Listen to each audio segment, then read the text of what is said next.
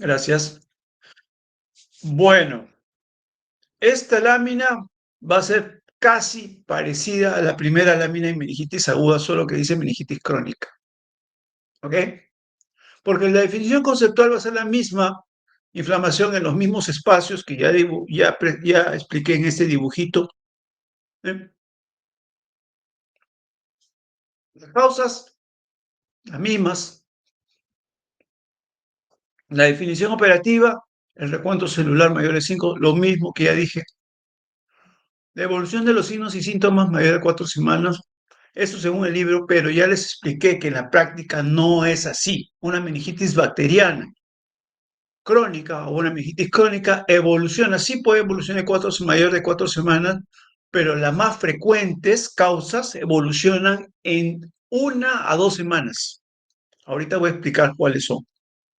Así que esto de que si tiene que evaluar evolucionar en 4 semanas es crónica y si no es aguda, no es verdad, porque existen las que evolucionan en semanas, que se llaman subagudas. Y a todas esas le llamamos crónica porque no existe ningún libro que hable de meningitis subaguda. Y no los quiero confundir, solamente explicarlo.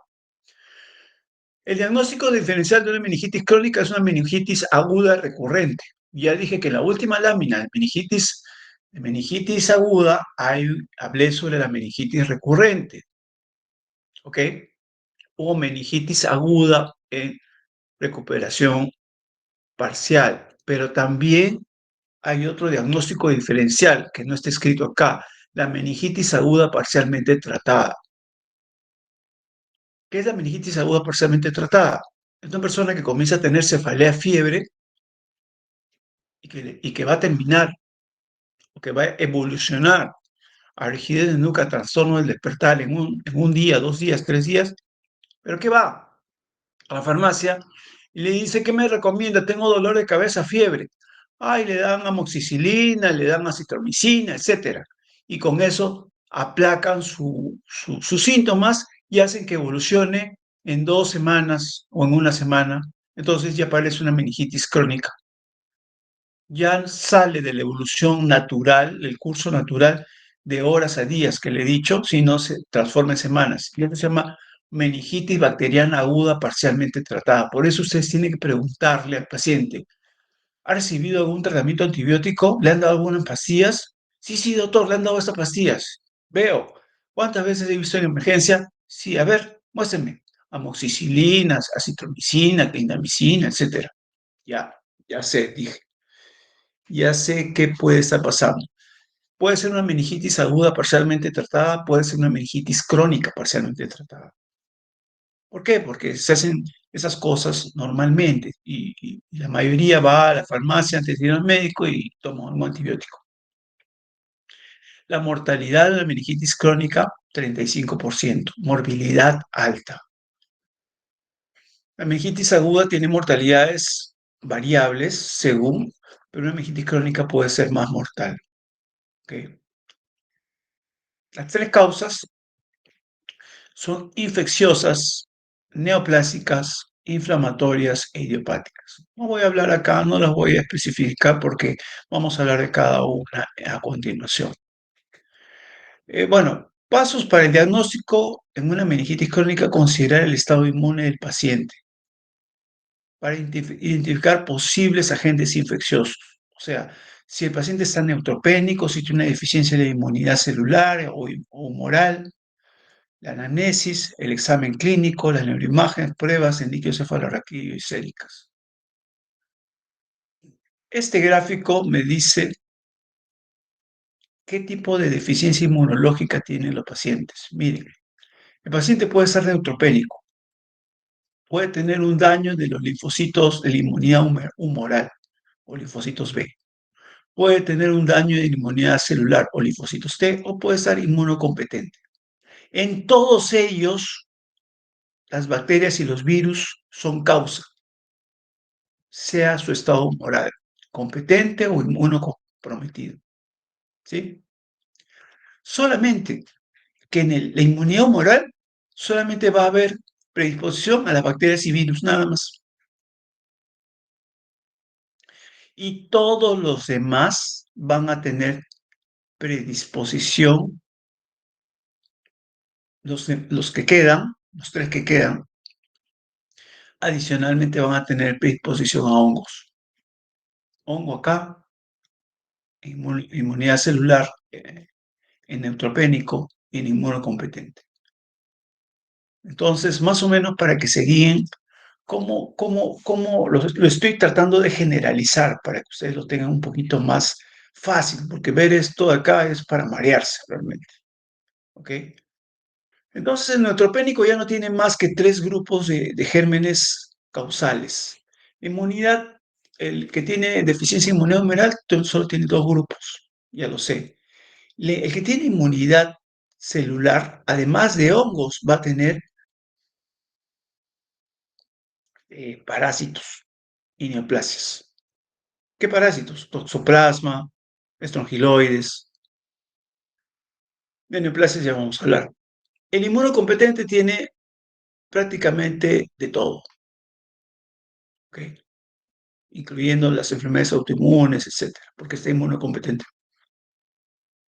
lo cual no existe en pacientes con inmunidad alterada. Pero existe que en los autoinmunes, por ejemplo, tengo un lupus, le doy un tratamiento que lo vuelve inmunosuprimido al paciente y voy a terminar teniendo una meningitis por lupus y por la inmunidad deprimida que le he dado por el medicamento inmunosupresor para tratar el lupus. Entonces voy a terminar teniendo una mezcla de esto más uno de estos. Se complica el panorama. A ver, algunos datos asociados que me hacen sospechar una causa. Si tengo una meningitis crónica y tengo una desmielinización en la sustancia blanca, tengo que pensar en un virus. ¿Qué virus me van a dar desmielinización en la sustancia blanca? Especialmente muy inmunocomprometido. Citomegalovirus, HIV, Epstein-Barr, varicela y leucoencefalopatía multifocal progresiva. En un paciente inmunosuprimido, por ejemplo, un HIV, es citomegalovirus, el mismo HIV y la leucoencefalopatía multifocal progresiva. En un inmunocompetente, la varicela y el Epstein-Barr. Si tengo un infarto cerebral, un hallazgo de hemorragia, lo primero que tengo que pensar es hongos.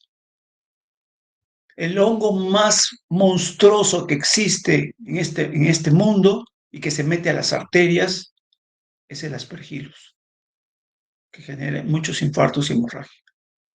Le siguen los criptococos y el muco, pero el más peligroso es aspergillus. Da miedo este hongo. ¿Ok? La varicela zóster es una complicación que el zóster facial después de 2 a 3 semanas genera una vasculitis de la arteria cerebral media y tiene riesgo de producir un infarto cerebral. Por eso cuando ustedes vean un herpes zóster facial, denle aspirina para que en las 3 a 4 semanas siguientes se pueda disminuir el riesgo de infarto cerebral. La captación meningia, bueno, eso no es un dato no es un dato que me ayude mucho porque cualquier meningitis la va a dar. Así que no. El hecho de que haya masa, un granuloma, un absceso, una imagen de granuloma cerebral, eso sí, me ayuda bastante. Me hace pensar básicamente en bacterias, en hongos. Los hongos son los que más generan estas lesiones de masa junto con tuberculosis. Son los dos top, vamos a decir. Y los menos frecuentes, toxoplasma y linfoma. Pero eso se ve en HIV. Así que veo una lesión de masa, le hago un HIV, ¿no? Es negativo, ya, pienso hongos y tuberculosis. Primero pienso en tuberculosis, después en hongos. Pero quienes más dan lesiones de masa en el cerebro son los hongos. Si hay un compromiso, una lesión del tronco cerebral, usualmente una desmielinización, pienso en una enfermedad autoinmune y en listeria.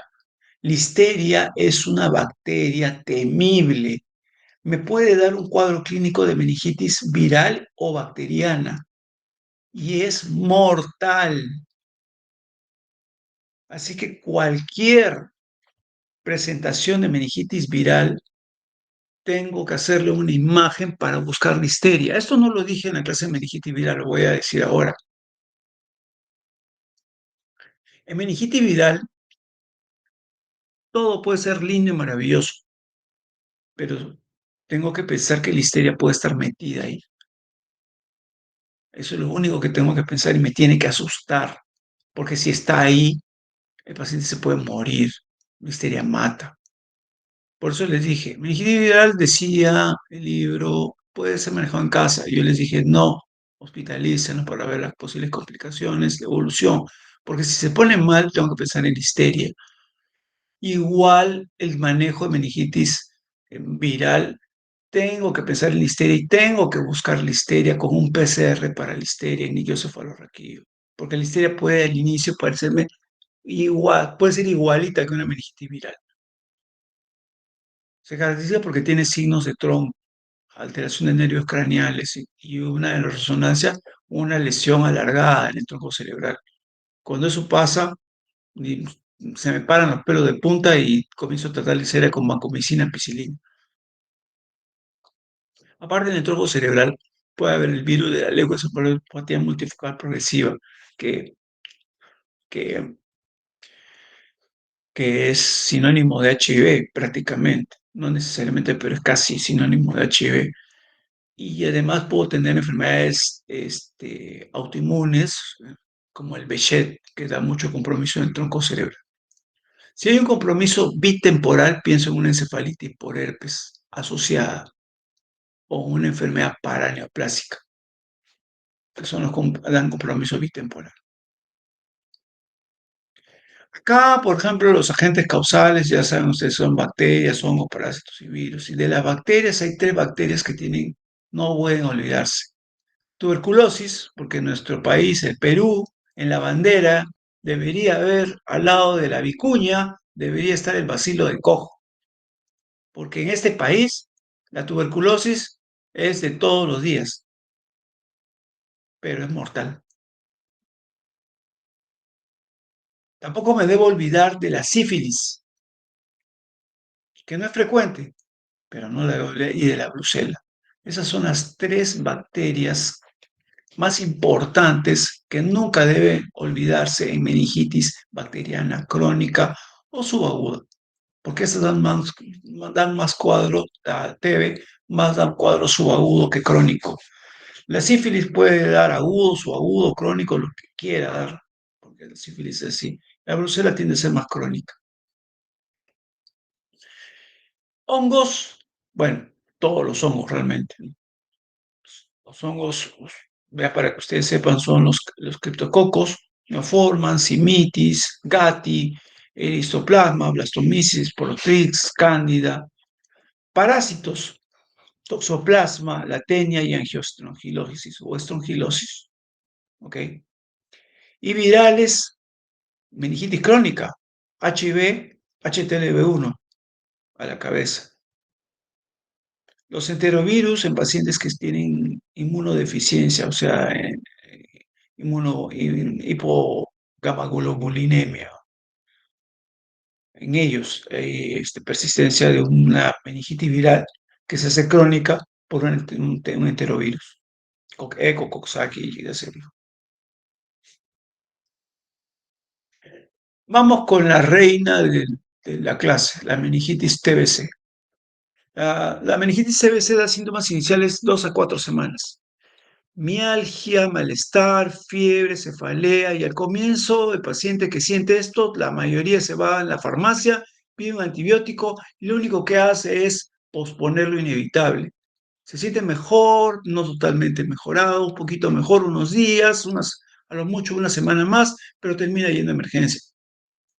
Por eso es una meningitis subaguda parcialmente o crónica parcialmente tratada, también les digo. Entonces la aguda y la subaguda y la crónica son parcialmente tratadas, porque así está en la farmacia. No lo van a curar con amoxicilina, pero simplemente lo alargan un poco más, lo inevitable. Sin embargo, una meningitis TBC puede presentarse como una meningitis aguda, fulminante, ¿ok? Y va a darme los tres grupos de síntomas y signos que se dijeron. O sea, síntomas por trastorno de conciencia o despertar y síntomas por focalización. Es decir, evoluciona a la confusión rápidamente, sopor, coma, muerte.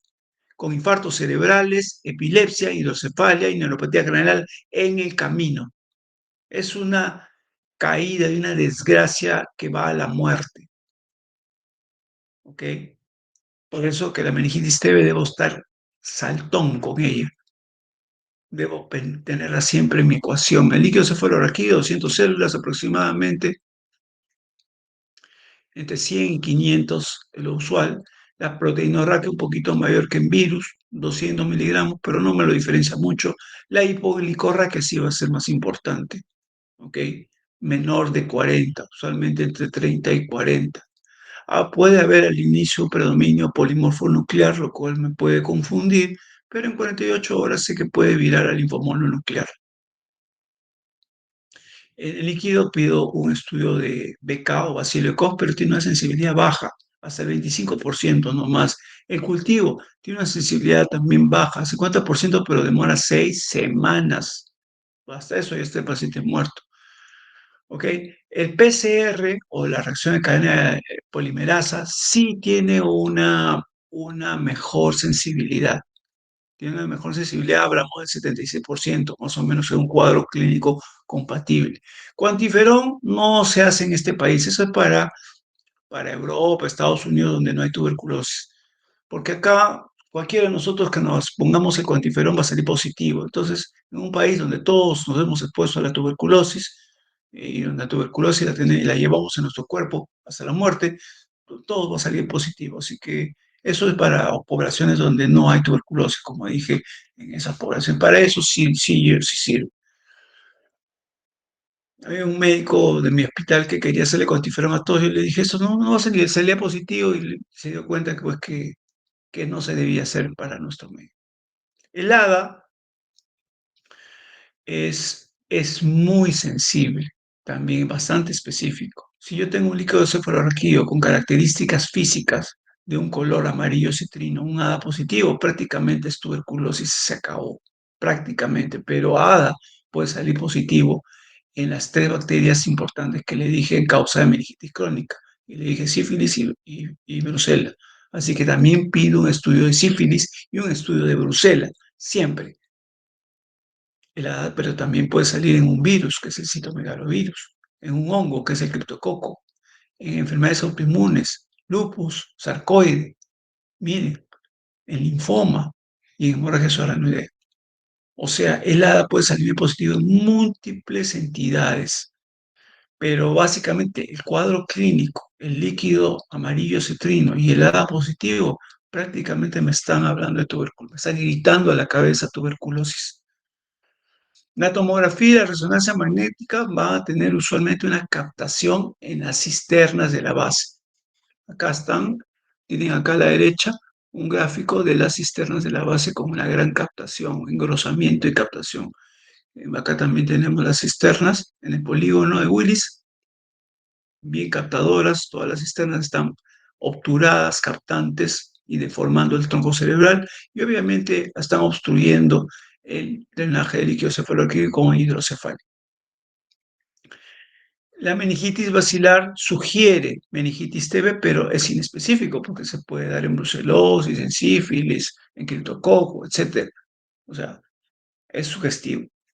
La evolución, hay una evolución que se llama evolución paradójica terapéutica. La paradoja terapéutica es típica de tuberculosis.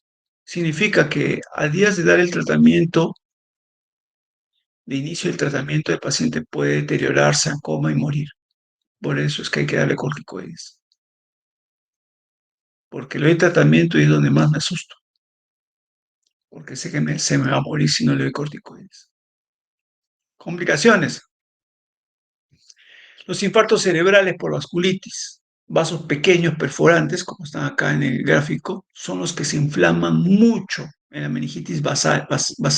Justamente es la parte central o la parte de la cerebral media, la porción M1, que transcurre por el polígono de Willis y ahí es donde se da gran congestión, inflamación y afecta a estos vasos pequeños. Se produce inflamación ahí y en la fosa posterior y se producen infartos arteriolares de arterias perforantes pequeñas, muy delgadas, en esas zonas y dan infartos de tronco, infartos en ganglios basales. Cuando se infarto del tronco es una desgracia.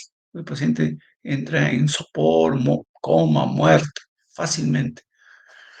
La meningitis tuberculosa, yo puedo darme la vuelta, entrar en 20 minutos y encontrarlo muerto al paciente por el infarto. Por eso es que para prevenir eso doy dexametasona. Me están entendiendo la idea, ¿no? La hidrocefalia comunicante es producto de la gran congestión de la meningitis basilar, o sea, la zona basal donde más se produce la congestión, y además de la obstrucción de Luschka y Magen. La neuropatía craneal es muy frecuente, también por la gran congestión, especialmente en los nervios craneales que transcurren por la base, séptimo y octavo. Pero el segundo es el nervio óptico. También se complica mucho. Me da una neuritis óptica. ¿Ok?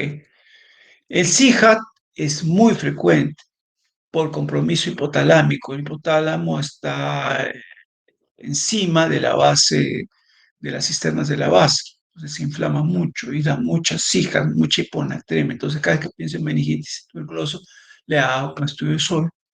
Y la siringomiela, que es una dilatación del conducto ependimario y la médula espinal, a veces con colecciones líquidas a su alrededor, se da luego de años por aracnoiditis crónica, una complicación tardía. Las demás, las que acabo de mencionar, son complicaciones agudas. En tratamientos, arrancar con 4 drogas tan solamente con la sospecha clínica. Sin embargo, siempre antes de arrancar las 4 drogas pido una punción lumbar siempre que la tomografía cerebral me lo permita y el estado clínico del paciente me indique que lo puedo hacer. Si no puedo hacer estos, porque estoy en Huaynaputo, no tengo tomografía, el paciente está con hipertensión craneal, arranco 4 drogas si el cuadro es sugestivo de una evolución de semanas y lo mando a un hospital para que le hagan una tomografía de punción lumbar. Ya les estoy diciendo qué hacer, ustedes van a trabajar en posta, ya se los estoy diciendo claramente. Mejor consejo no van a recibir. Y les digo que si no toman en cuenta mis consejos, van a sufrir, no van a saber qué hacer. Así que graben. La respuesta, evaluación de la respuesta clínica va mejorando poco a poco, en la primera semana, en un mes.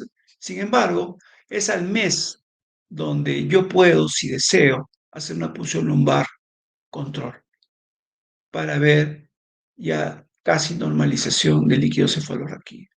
La mortalidad del 20 a 30, voy a sacar esto para que lo lean ustedes. No, no puedo. En la presentación ya no se puede mover. Bueno, lo pueden mover ustedes cuando les mande el archivo para que le vean lo del mes que les he dicho sobre el líquido cefalorraquídeo.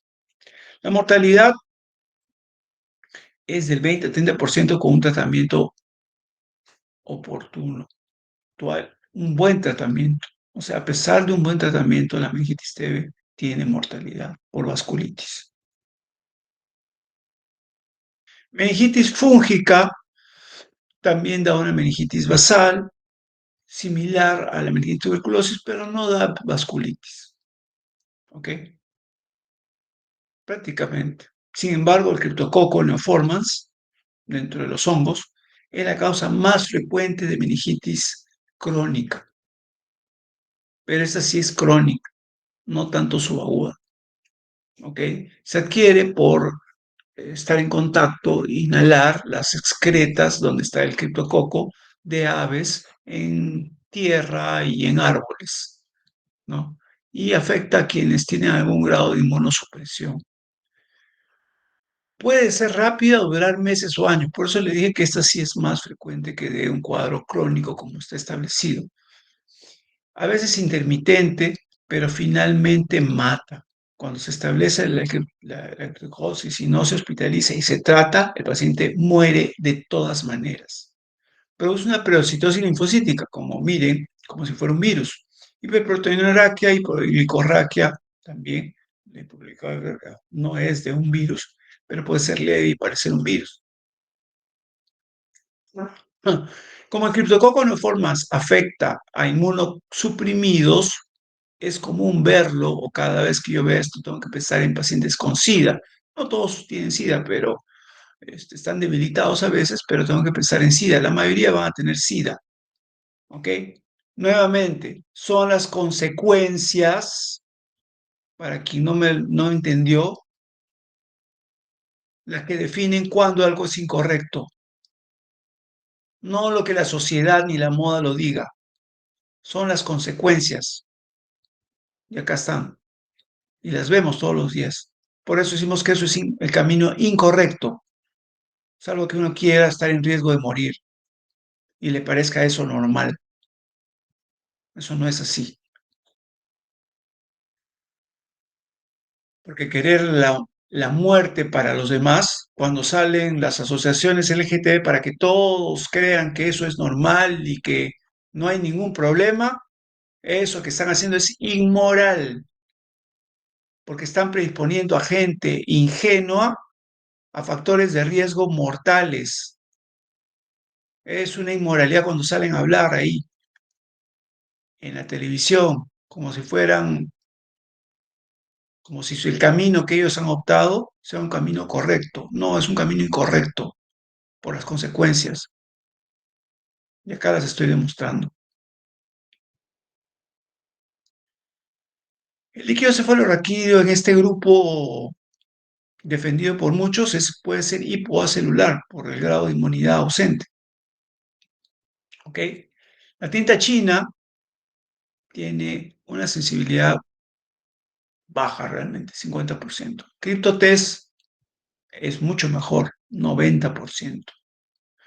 A veces el hongo es atrapado dentro de los ventrículos porque genera una secreción gelatinosa, densa, que hace, que produce que el líquido cefalorraquídeo no fluya por sus canales normales y se quede atrapado y se produce hidrocefalia, hipertensión intracraniana que puede ser mortal y a veces hay que sacar o bajar esa hipertensión. La única manera es con punciones lumbares seriadas para sacar el líquido.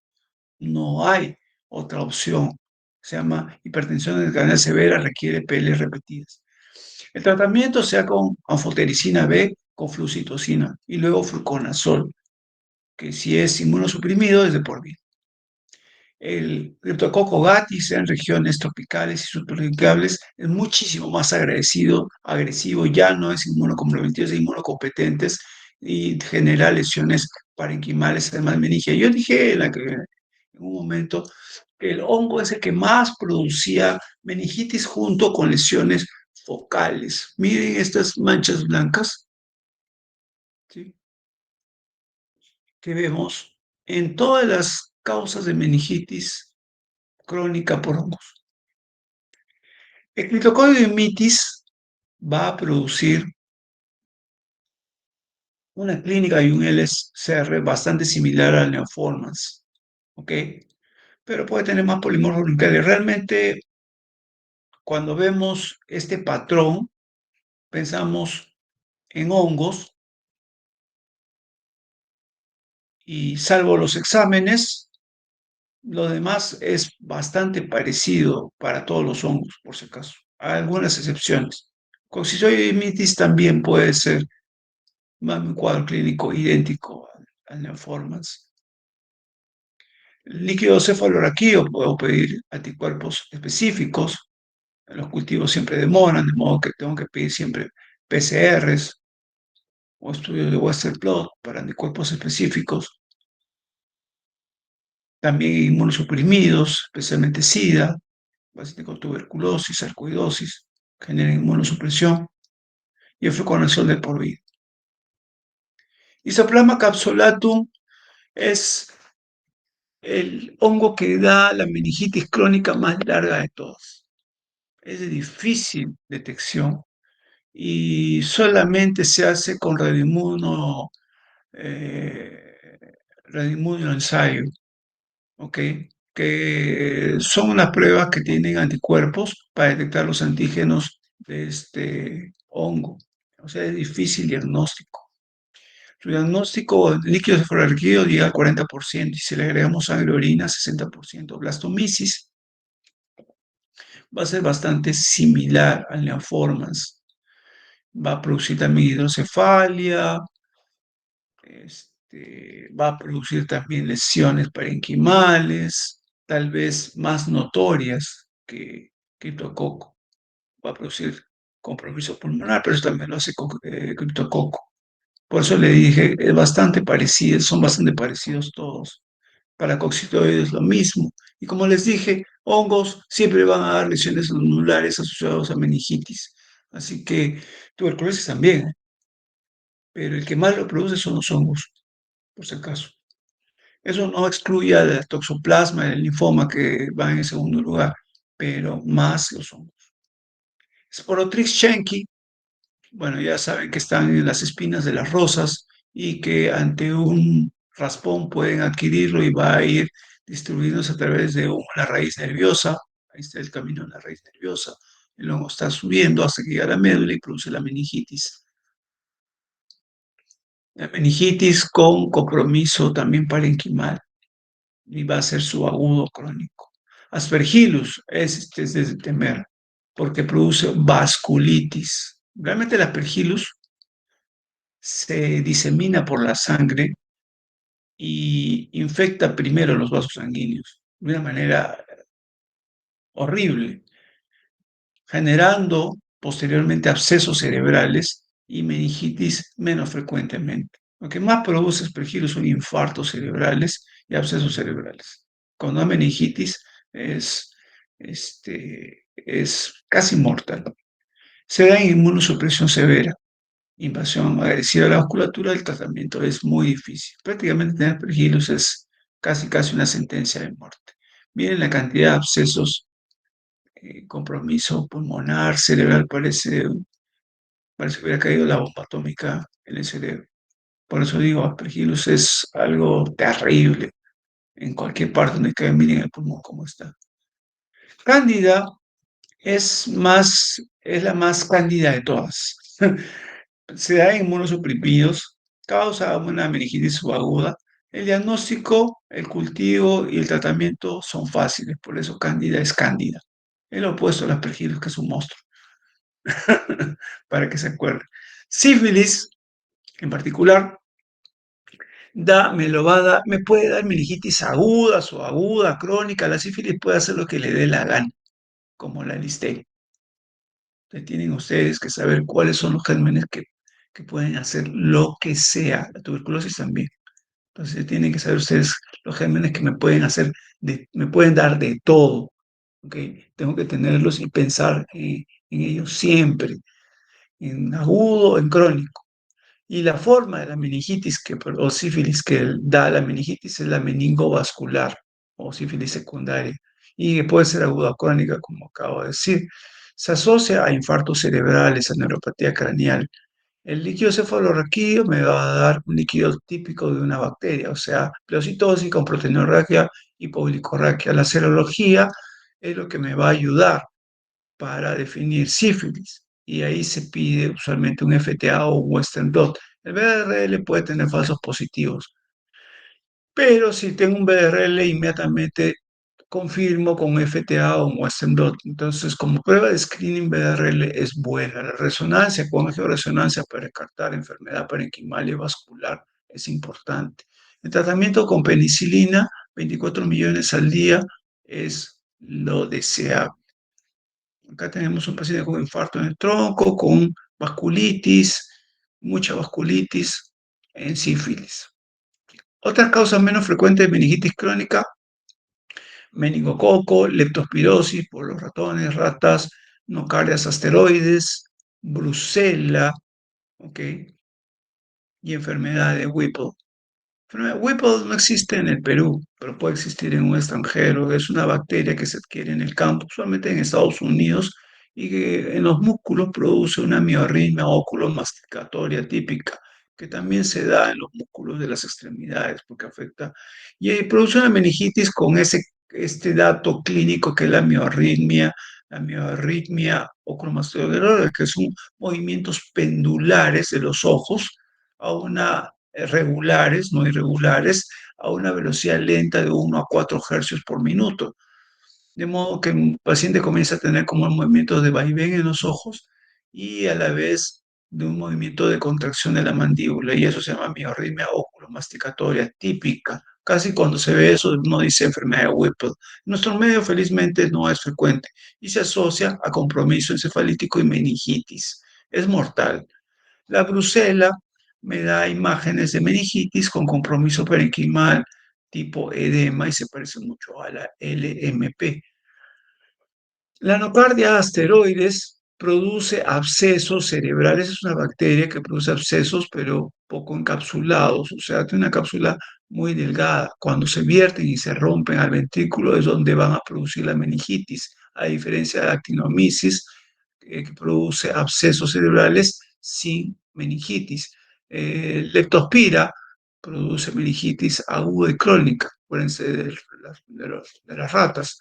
Y la inicial meningitis que hablamos, en meningitis aguda, también puede convertirse en crónica y siempre con neutrofilia en líquido cefalorraquídeo. Protozoos y helmintos. Tenemos básicamente tres: el toxoplasma, el cisticerco y el tripanosomo. De ellos, toxoplasma y cisticerco en nuestro medio es lo más frecuente. Toxoplasma en pacientes